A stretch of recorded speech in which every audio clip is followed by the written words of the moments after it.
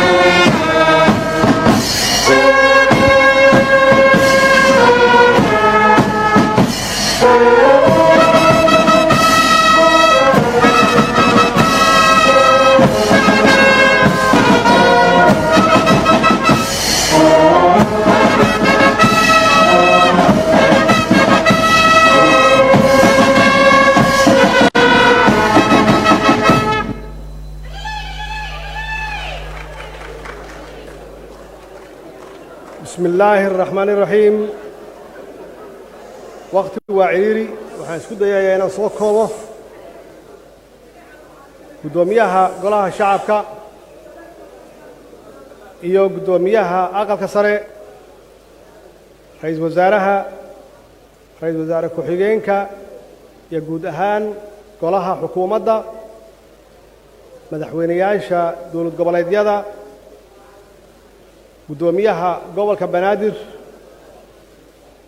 gudoomiyaha maxkamadda sare xildhibaanada labada aqal taliyayaasha ciidamada qalabka sida madaxweynayaashii hore iyo ra'iisul wasaarayaashii hore gudoomiyaashii hore ee baarlamaanka federaalka madaxweynayaashii hore ee dawlad goboleedyada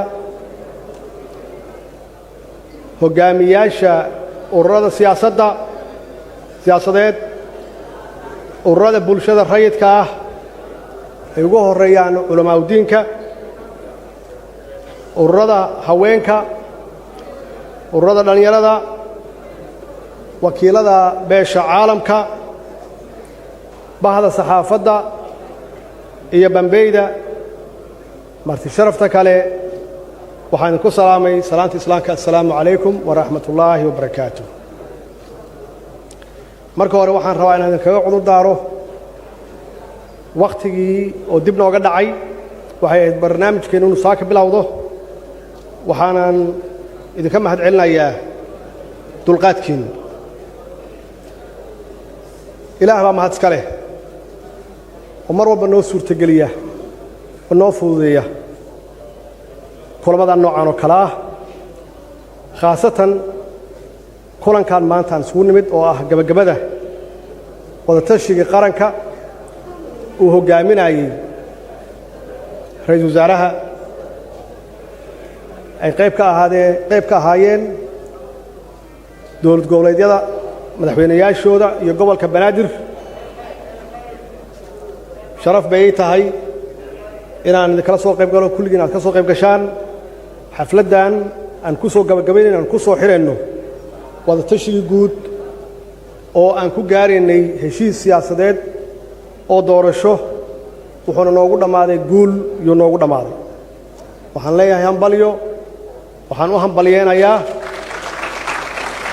ugu horeeyo ra'iisul wasaaraha dawladda federaalka iyo madaxweynayaasha dawladaha xubnaha ka ah dawladda federaalka iyo gobolka Banaadir waxaan leeyahay hambalyo mar kale waxaad mudan tihiin bogaadin waxaad mudan tihiin sharaf waxaad mudan tihiin ammaan shaqadii adkayd oo aad qabateen oon ognahay oo muddada dheer soo jiitamaysay doodii adkayd aad soo gasheen saddexdii beri afartii beri aan soo dhaafnay oo ay maanta ugu dambaysay dulqaadkiinnii faraha badnaa iyo dadaalkiinnii ay ugu dambaysay tanaasul inaad la timaadaan oo isu tanaasushaan si dalka uu u aado doorasho loo dhan yahay, doorasho raalli laga yahay, doorasho wada ogol ah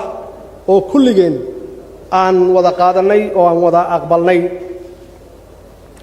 waxa weeye guul yahay guul noo soo hoyatay annaga kaliya ma aha, waa guul soo hoyatay ummadda Soomaaliyeed meel kasta ay joogaan, rajadoodii iyo hamigoodii kor u qaaday. maxaa yeelay waa inaan fahamnaa dadka Soomaaliyeed waxay doonayaan deganaashay rabaan, waxay doonayaan doorashay rabaan, waana u diyaarsan yihiin. marka runtii waa idinkaga mahadcelinayaa juhdigaad geliseen maanta ummadda Soomaaliyeed inaad ka farxisaan. aad iyo aad baan runtii idinkaga mahadcelinayaa.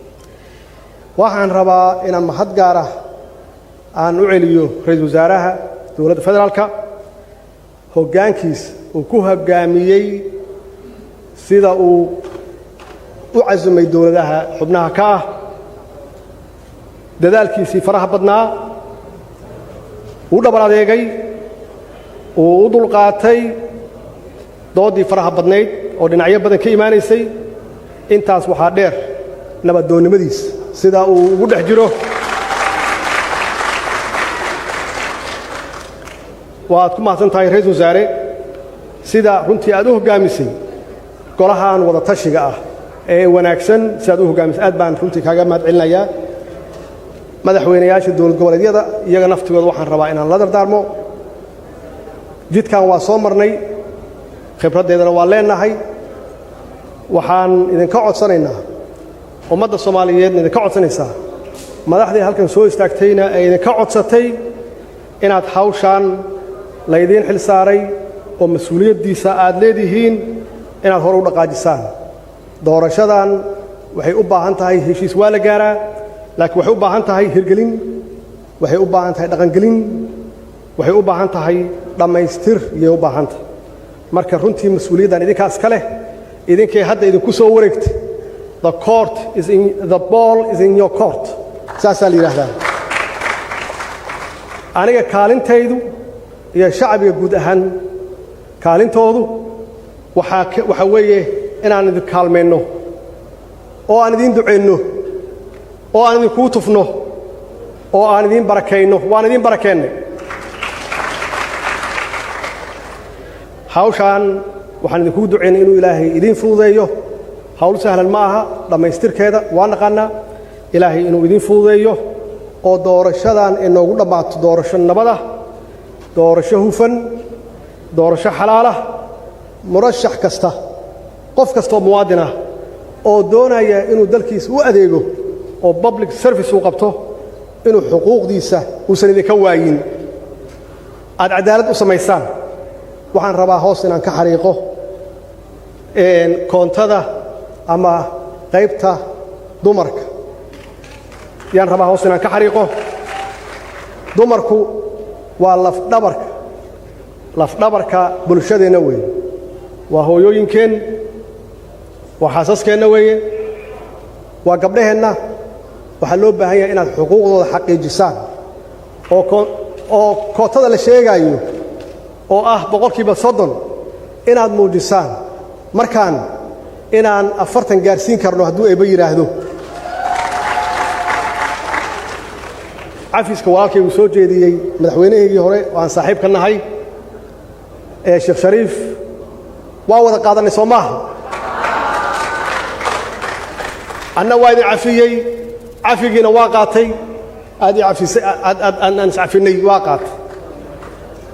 waana runtii wax loo baahan yahay inaan ka gudubno. siduu sheegay waa dhab, waxa weeye waa siyaasad waxaan ma aha qof nacbaysi ma aha, suu sheega weeye. marka cafiskaas ilaahay ha noo qaado, qulubteennana ilaahay ha soo geliyo iyadoo dhab ah. waxa weeye waxa ballan noo ah inaan diyaar u nahay ama aan u diyaar garownay doorashada. insha allahna doorashadan waxay ku dhammaan doontaa guul. wasalaamu calaykum waraxmatullaahi wabarakaatu.